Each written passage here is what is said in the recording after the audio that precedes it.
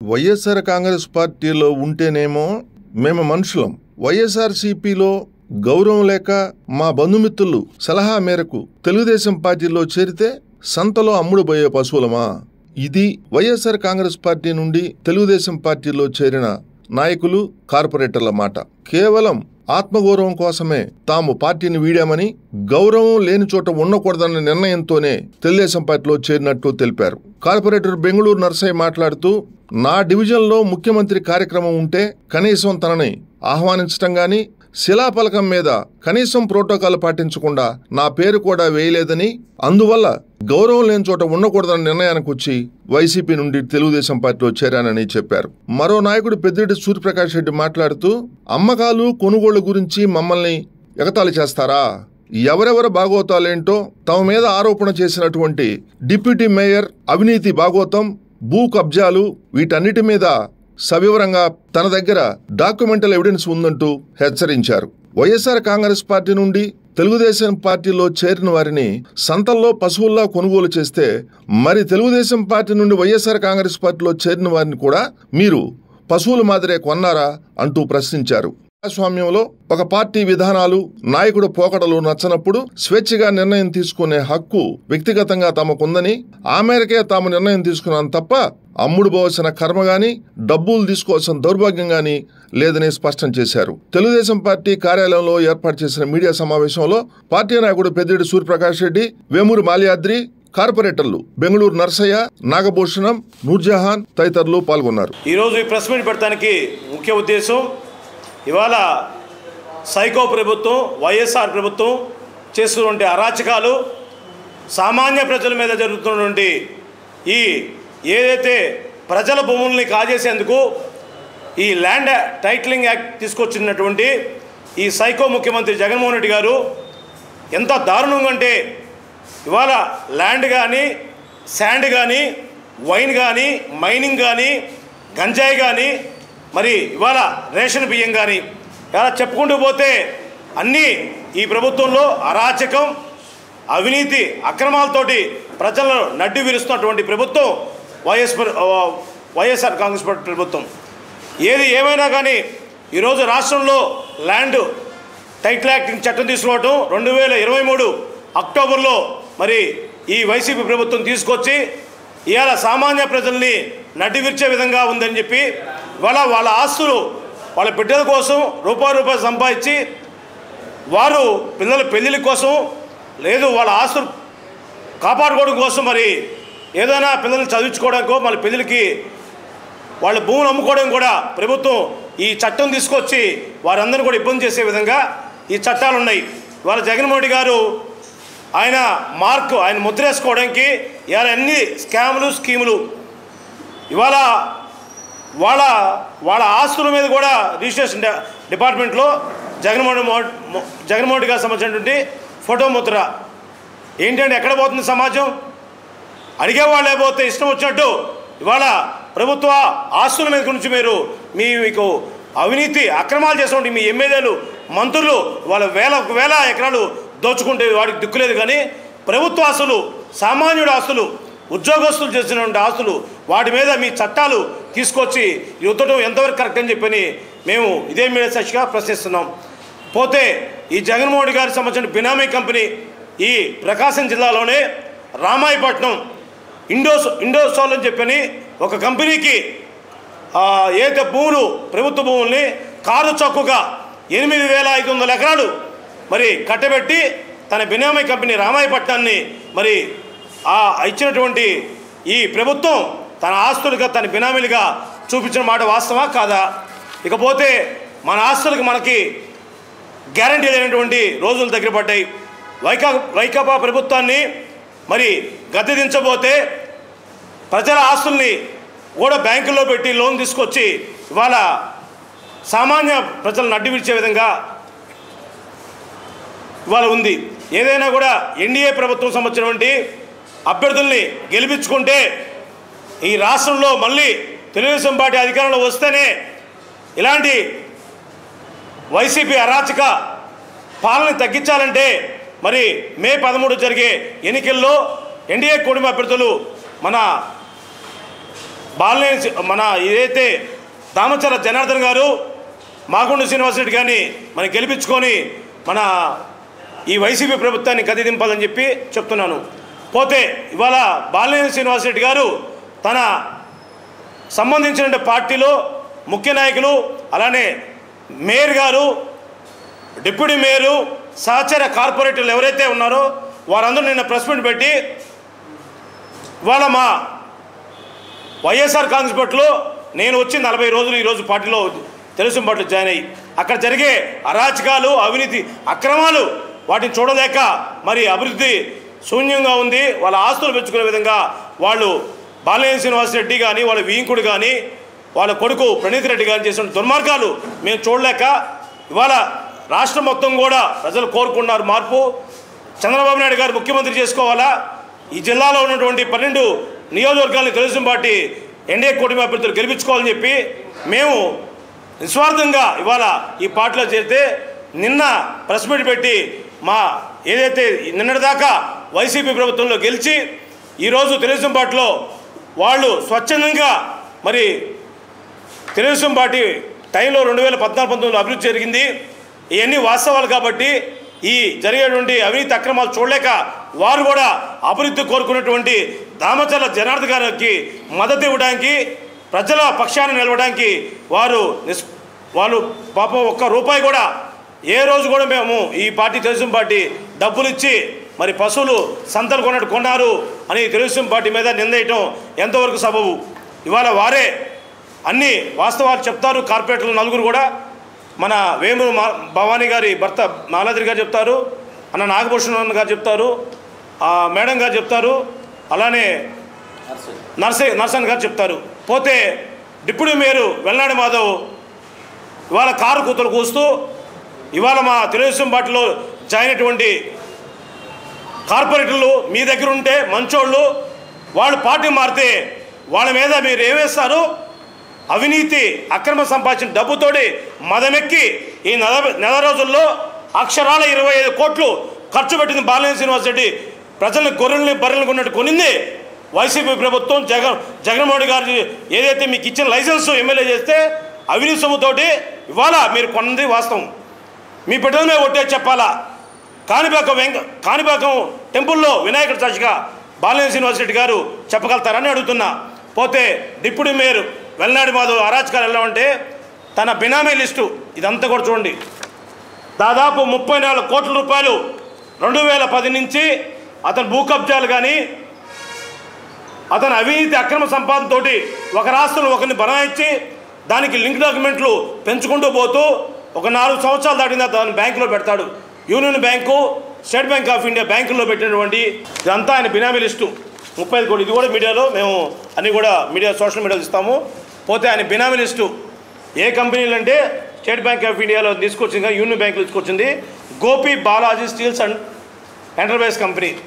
దానిలో వీళ్ళ బినామీ లిస్టు వచ్చి వెల్నాడి మాధవ్ చేసింది. గోపి బాలకృష్ణ ఆయన బావమూర్తి, గోపి శ్రీనివాసులు, గోపి రామకృష్ణ, గోపి బాలకృష్ణ, గోపి సుబ్బారావు, సాదినేని రామారావు, నాదెంట్ల శ్రీధరు, నల్లూరు సోమశేఖరు, వెలుగులేటి హనుమంతరావు, గోగుల్ నాగేంద్రం, గోపి విజయలక్ష్మి, ముప్పిరి రవికుమారు, గంగడ కేశవ వీళ్ళందరూ బినామీ లిస్టు. అక్షరాల ఈ 13 సంవత్సరాల్లో ఇతను చేసే అవినీతి అక్రమాలు మొత్తం భూ కబ్జా లిస్టు ఇది. 34 కోట్ల లోన్ తీసుకొచ్చాడు. ఈ దుర్మార్గుడు చెప్తాడు ఇవాళ మా కార్పొరేట్లు తెలుగుదేశం పార్టీ వాళ్ళు కొన్నారు అంటాడు. సిగ్గుందా? ప్రజలకి ఏం చెప్తారు? మీరు ఏం మెసేజ్ ఇస్తారు? ఇవాళ తెలుగుదేశం పార్టీ వాస్తవాలను మాట్లాడుద్ది. ప్రజలకి దగ్గరగా నేరుగా మేము పనికొచ్చే విధంగా వాళ్ళ ప్రతిపక్షంలో ఉన్న ప్రజల తరపున మేము పోరాడుతుంది తెలుగుదేశం పార్టీ ప్రభుత్వం.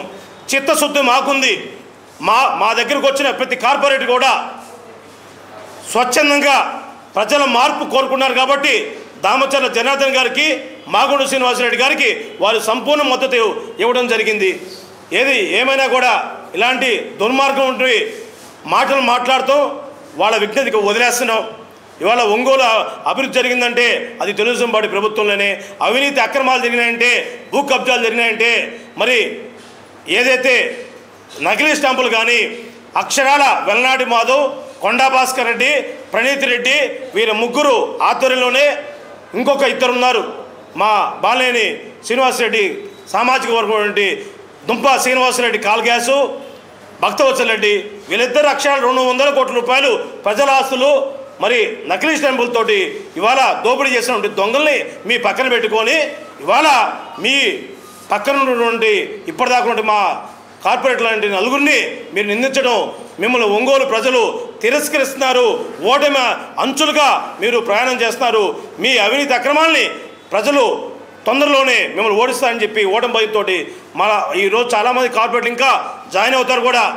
మేము ఎవరిని అడగలేదు, వాళ్ళే స్వచ్ఛందంగా వస్తున్నారు, అభివృద్ధికి కావాలని వస్తున్నారు తప్పనిచ్చి ఇవన్నీ కూడా వాళ్ళ విజ్ఞతకి వదిలేస్తుంది. దీన్ని ఇంకా పోను వెల్లాడి మాధవ సంవత్సరం నుండి ఇంకా 67 డాక్యుమెంట్లు దాదాపు 200 కోట్లు ఆస్తులకు సంబంధించిన డీటెయిల్స్ నేను తదుపరి ఇంకో ప్రెస్ మీట్లో వివరిస్తాను. ఇప్పుడు మా సంబంధించి మా దేశం పాటు అయినటువంటి కార్పొరేటర్ అన్న నాగభూషణ్ మాట్లాడతారు. ఈ కార్యక్రమం యొక్క ముఖ్య ఉద్దేశం పెట్టడానికి గల కారణాలు, గతంలో మేము వైఎస్ఆర్సీపీ పార్టీలో కార్పొరేటర్గా గెలిచి ఉన్నాం. మాకు అక్కడ సముచిత స్థానం అనిపించలేక మాకు విలువ ఇవ్వకపోవడంతో మేము టీడీపీ యొక్క అభివృద్ధి విధి విధానాలు నచ్చి 2014లో చేసినట్టు జనార్దన్ గారు చేసినటువంటి అభివృద్ధి కావచ్చు, గతంలో సీఎంగా చంద్రబాబు నాయుడు గారు చేసిన అభివృద్ధి కావచ్చు, ఆ యొక్క విధి విధానాలు నచ్చి ఈ యొక్క టీడీపీ తెలుగుదేశం పార్టీలో చేరడం జరిగినది. ఎందుకనగా నేను ఒక దళిత గిరిజన సోదరుడిని, 16వ డివిజన్ కార్పొరేటర్ని. నా యొక్క వార్డు సమస్యల గురించి ఎన్నోసార్లు కౌన్సిల్ సమావేశంలో గళమెత్తి పోరాడినటువంటి వ్యక్తి నేను. స్వపక్షంలో ప్రతిపక్షం అనుకోవచ్చు, ప్రతిపక్షంలో స్వపక్షం అనుకోవచ్చు, ఏ పార్టీతో ఉన్న నా యొక్క 16వ డివిజన్కి సంబంధించిన అభివృద్ధి కోరుకుంటూ ఎన్నో కౌన్సిల్లో పోరాటాలు, అలాగే పోడియం ముందుకు దూసుకెళ్ళడం కానీ, నా యొక్క ఆత్మగౌరవాన్ని విలువ లేనప్పుడు నేను ఎందుకు పార్టీలో ఉండాలని పార్టీలో ఉండడం కట్టగాదని టీడీపీ పార్టీలోకి చేరడం జరిగింది.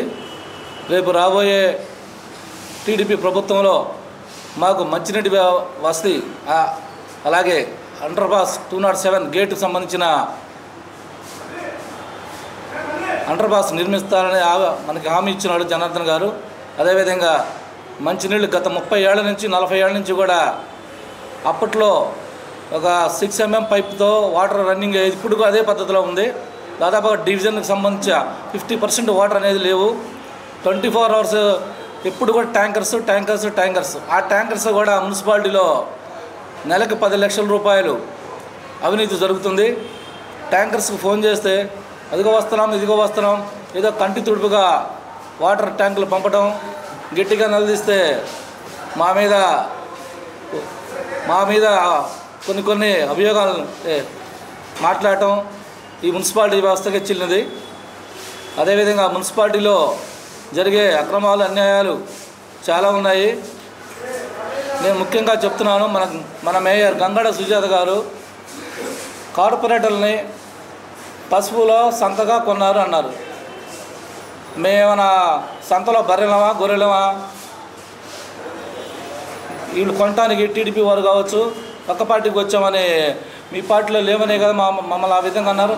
అదే వైసీపీ పార్టీలో ఉంటే అంటారా మీరు ఎక్కడ చూసారో మేము వాళ్ళు కొనటం కానీ ఏమైనా ఇవ్వటం కానీ? చాలా తప్పుగా మాట్లాడారు. ప్రతి ఒక్క కార్పొరేటర్ మొన్న జరిగిన మీడియా సమావేశంలో అందరూ కార్పొరేట్లో ఎవరికి ఇష్టారీతిన అవమానం జరుగుతుంది. మేము పక్క వచ్చేసాము, ఉండాలని గ్యారంటీ లేదు.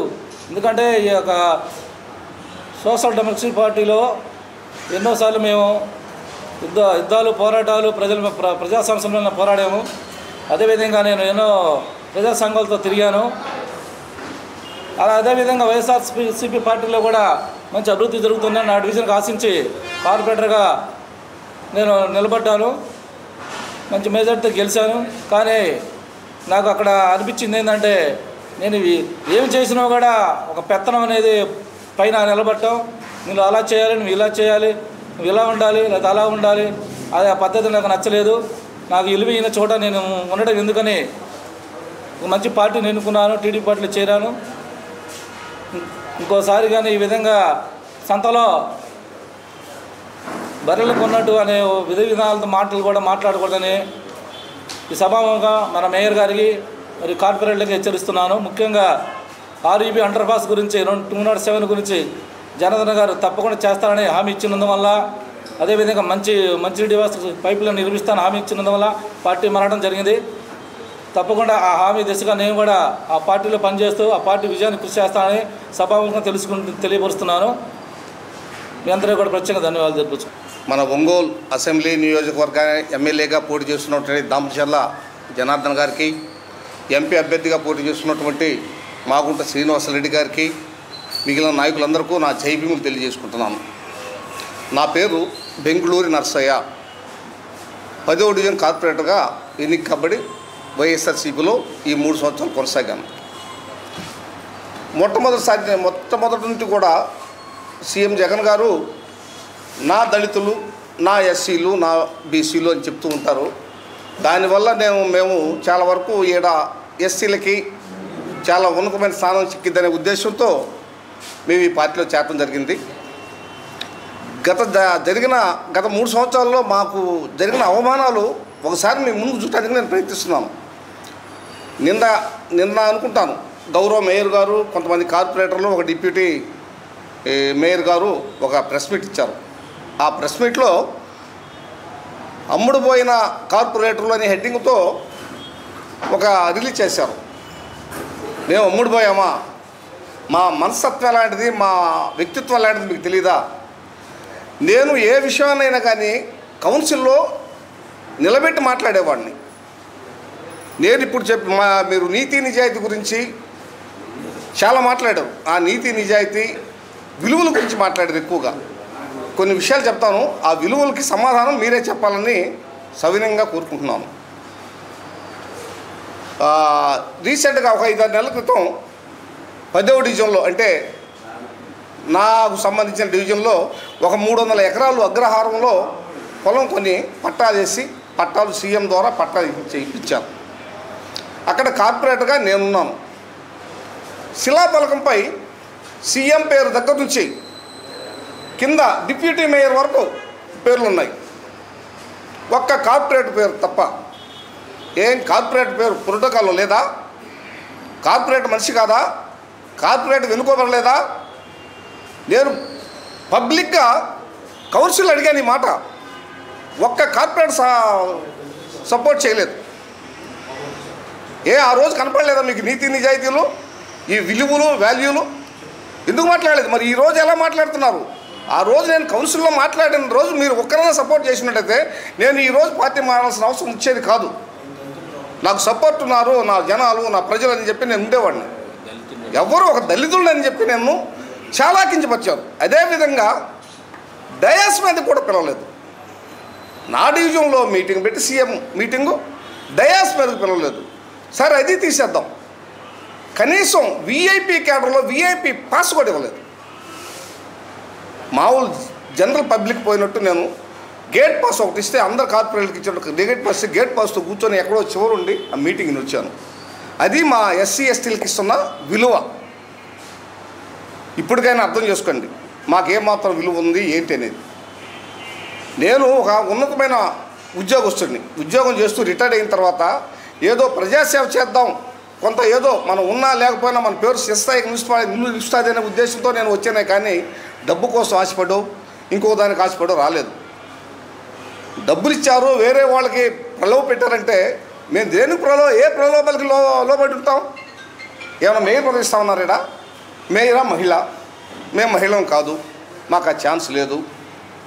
పోతే ఇంకా అక్కడ ఉండే అవకాశం ఏముంటుంది? ఒక కమిటీ ఉంది, స్టాండింగ్ కమిటీ. ఆ స్టాండింగ్ కమిటీ వచ్చినా ఒకటే, రాకపోయినా ఒకటే. ఇంకా మాకు ఏ ప్రలోభాలు పెడతారు ఇక్కడ? మాకు ప్రలోభాలు అంటే ఏం లేదు. డబ్బు అంటే డబ్బు కోసం ఆశపడేవాడిని అయితే నాకు రిటైర్మెంట్ నుంచి వచ్చిన డబ్బులు నేను జాగ్రత్తగా బ్యాంకులో వేసుకోనో లేదా ఒక ఫ్లాట్ కొనుక్కోనో దాన్ని రెట్టింతలు చేసుకునేవాడిని.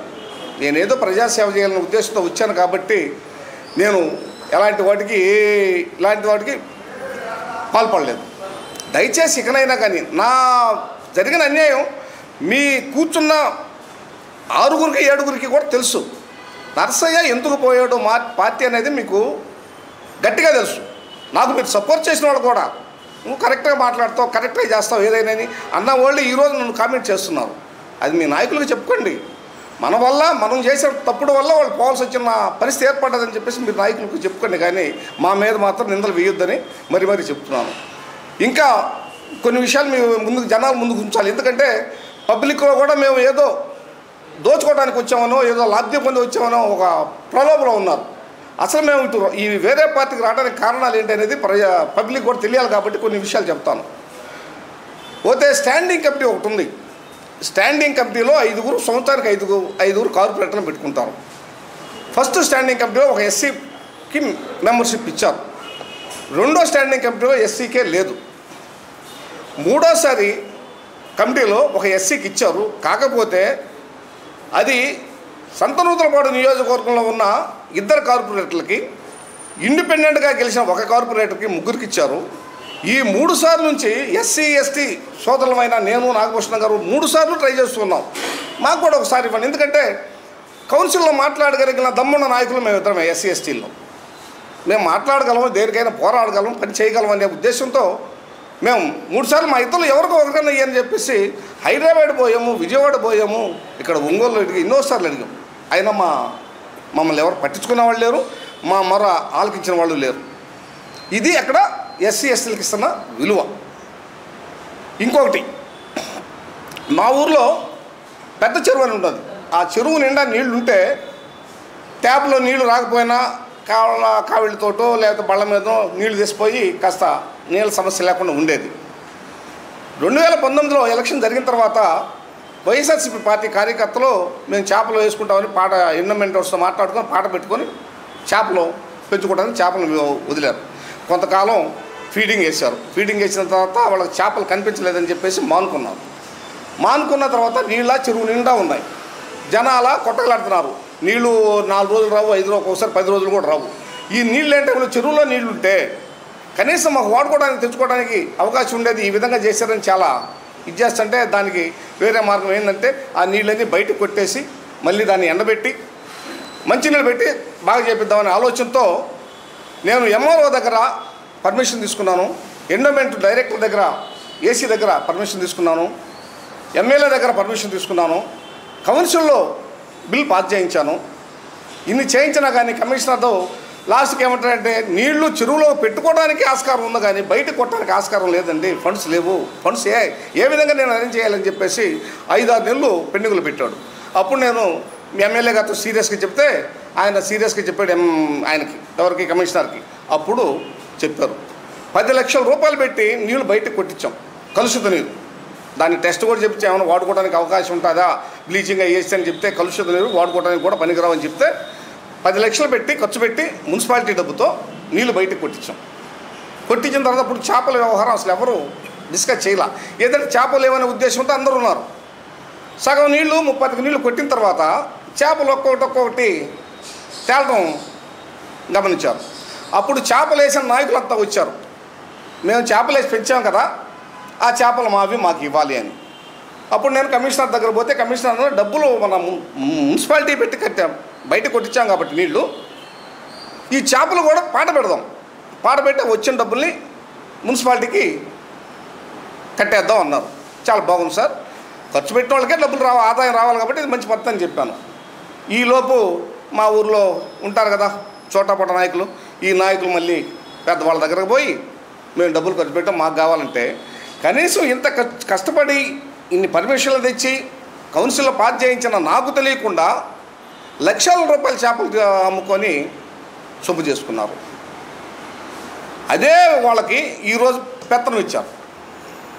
ఏది వైసీపీ పార్టీ తరఫున కార్పొరేటర్ ఉంటే కార్పొరేటర్కి తెలియకుండా మీటింగులు పెడతారు, కార్పొరేటర్కి తెలియకుండా ఏయో చేస్తారు. అలాంటప్పుడు నాకున్న విలువ ఏంటి? అక్కడ ఒక డివిజన్ కార్పొరేటర్గా ఒక ఎస్సీ క్యాండిడేట్ని చివరికి వాళ్ళ పరిస్థితి ఎట్లా ఉందంటే, నీ వరకు నువ్వు చూసుకో, నువ్వు ఊర్లోకి రాబాక మేము ఎస్సీ కాలనీకి రావు, చివరికి నన్ను ఒక ఎస్సీ వాడే నువ్వు నీ కాలనీ వరకు చూసుకో, ఓసీలు బీసీలతో నీకేం పని అనే స్థాయిలో మాట్లాడే పరిస్థితికి వచ్చారు. అది మరీ తట్టుకోలేని పరిస్థితి. నేను ఈ పార్టీలో చేరే ముందు రోజు కూడా లోకల్ నాయకులు ఒక మీటింగ్ పెట్టారు. మీటింగ్ పెట్టి నాకు తెలియదు, తర్వాత మరుసటి రోజు తెలిసింది ఉదయాన్నే. అప్పుడు చాలా బాధపడ్డాను. ఇదేంట్రా, నేను కార్పొరేటర్, డివిజన్ మొత్తానికి కార్పొరేటర్నా, ఒక ఎస్సీ కాలనీ కార్పొరేటర్నా అనే అనుమానం నాకు కూడా వచ్చింది. వచ్చి ఇది పద్ధతి కాదు, ఇక్కడ మనం ఇమ్మలేము, ఏ విషయం చెప్పినా కానీ మీరు సర్దుకోండి, నేను ఈ విషయాలు చాలా వరకు పెద్దల దగ్గరకు తీసుకెళ్ళాను. వాళ్ళు సర్దుకొని పొండి అంటున్నారు. అవతలనేమో గ్రూపులుగా రెచ్చగొడుతున్నారు. ఈ ఇంత చెరువులో చేపలేసి ఊరు మొత్తానికి గబ్బు పట్టించిన నాయకులకి ఈరోజు పెత్తనం మొత్తం ఇచ్చేసి నన్ను పక్కన నెట్టారు. నేను కేవలం ఒక ఎస్సీ క్యాండిడేట్ అని మాత్రమే ఆ విధంగా చేశారని నేను ఆలోచిస్తున్నాను. అదేవిధంగా ఇంకొకటి, వాలంటీర్స్, ఒకరు ఇద్దరు వాలంటీర్స్ అయితే అసలు ఆఫీస్కి రారు. 2 సంవత్సరాలైంది వాళ్ళు చేరి.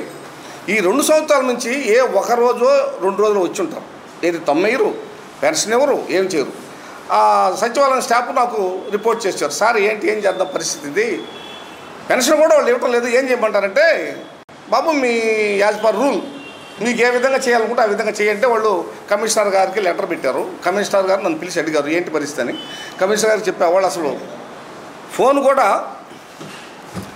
కూడా తీయటం లేదు సార్, వాళ్ళ ఆఫీస్కి రావటం లేదు, ఫోన్ తీయటం లేదు. 1 నెల 2 నెలలు శాలరీ ఆపండి, అప్పుడన్నా ఏమైనా తెలుసుకొని వస్తారేమో అని చెప్పాను. 1 నెల శాలరీ ఆపారు. శాలరీ ఆపినప్పుడు మళ్ళీ మా ఎక్స్ట్రా ఆర్టీ వాళ్ళు పోయి కార్పొరేటర్ గారు మా శాలరీ ఆపించారని చెప్పేసి మాట్లాడితే కనీసం నాతో మాట కూడా అనకుండా శాలరీ ఇప్పించేశారు. మళ్ళీ రెండోసారి రిపీట్ అయింది అదే, మళ్ళీ నేను శాలరీ ఆపేయటం, మళ్ళీ నాకు చెప్పకుండా వాళ్ళు శాలరీ ఇవ్వటం. ఆడ కార్పొరేటర్కి ఉన్న విలువ గురించి చెప్పాలని ఇవన్నీ చెప్తున్నాను. ఒక ఎస్సీ కార్పొరేటర్కి మీరు ఇస్తున్న విలువలు మేము చెప్తున్నారు కదా, ఎస్సీ నా సోదరులు, ఎస్టీ నా సోదరులు, బీసీలు నా సోదరులు అని చెప్తున్నారు కదా. మరి ఇక్కడ మాకు జరుగుతున్న అన్యాయాన్ని ఎవరు పలకరించాలా, ఎవరు ఇచ్చేయాలి? నేను పార్టీ మారే ఆలోచనలు ఉన్నట్టయితే ఒకసారి కౌన్సిల్ మీటింగ్లోనే రిజైన్ లెటర్ ఇచ్చాను. మీ పద్ధతులు నాకు నచ్చలేదు, అది కనీసం దాదాపు 4-5 నెలల క్రితమే ఇచ్చాను. మీ పద్ధతులు నాకు నచ్చలేదు, కార్పొరేట్గా నాకు ఇవ్వాల్సిన విలువను మీరు ఇవ్వటం లేదు, నేను రిజైన్ చేస్తానని చెప్పేసి లెటర్ కూడా ఇచ్చాను. కానీ అది యాక్సెప్ట్ చేయలేదు. ఒకసారి మళ్ళీ అదే ఈ గేట్ పాస్లు ఇచ్చారు, వర్కర్స్కి ఇచ్చే, స్వీపర్లకి ఇచ్చే సీఎం ప్రోగ్రామ్కి, ఆ రోజు కూడా వ్యతిరేకించాను. కనీసం డివిజన్ కార్పొరేటర్కి నాకు డయాస్ మీద కాదు దేని మీద లేకుండా ఈ విధంగా నాకు ఈ పాస్ ఇచ్చారు, ఇది పద్ధతి కాదని వాకౌట్ చేశాను. ఇన్ని చేసినా కానీ వాళ్ళు నన్ను లెక్కలోకి తీసుకోలేదు, ఎవరు మాట్లాడలేదు, ఏం చేయాల అంటే నా విలువ అలా ఉంది అక్కడ. అందుకే మనస్తాపం చెంది నేను వచ్చాను. కాకపోతే మేము వచ్చి ఈ పార్టీకి కొంచెం చెడ్డ పేరు తెచ్చినట్టే అనిపిస్తుంది నాకు. ఎందుకంటే మాకేదో మేము సంతలో పశువులను కొన్నారని, మాకేదో డబ్బు ఇచ్చారనో లేకపోతే ఇంకోటి పదవులు ఆశ చూపించారని అంటున్నారు. వాస్తవంగా అలాంటి ఏం లేవు. నేను ఆ రోజు అనుకొని వచ్చిన వ్యక్తిని. నేను ఎంత సఫర్ అవుతున్నానో కార్పొరేటర్లందరికీ తెలుసని నాకు తెలుసు. మీ దగ్గర మాట్లాడిన వ్యక్తుల్లో నా గురించి తెలిసిన వాళ్ళు చాలామంది ఉన్నారు. ఒకసారి మీరు గుండెల మీద చేసుకొని చెప్పండి, వాస్తవమా కాదా, నా వ్యక్తిత్వం మంచిదా కాదా. ఇంకా పోతే ఒక ప్రహరీ గోడ కట్టాం, క్యాస్ట్ వద్దు, ప్రహరీ గోడ కట్టాం.